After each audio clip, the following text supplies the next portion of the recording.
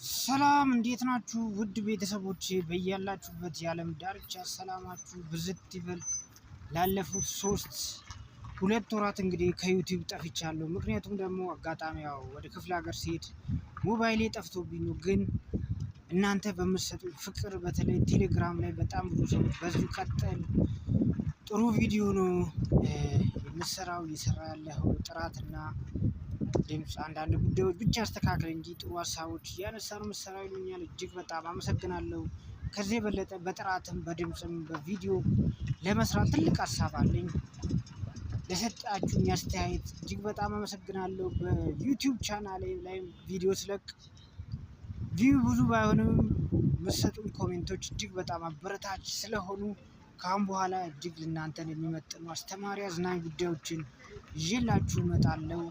በተረፈ እንግዲህ ጥሩ አስተማሪ አዝናኝ ማህበራዊ፣ ኢኮኖሚያዊ፣ ፖለቲካ ጉዳዮችን ይዤላችሁ እመጣለሁ።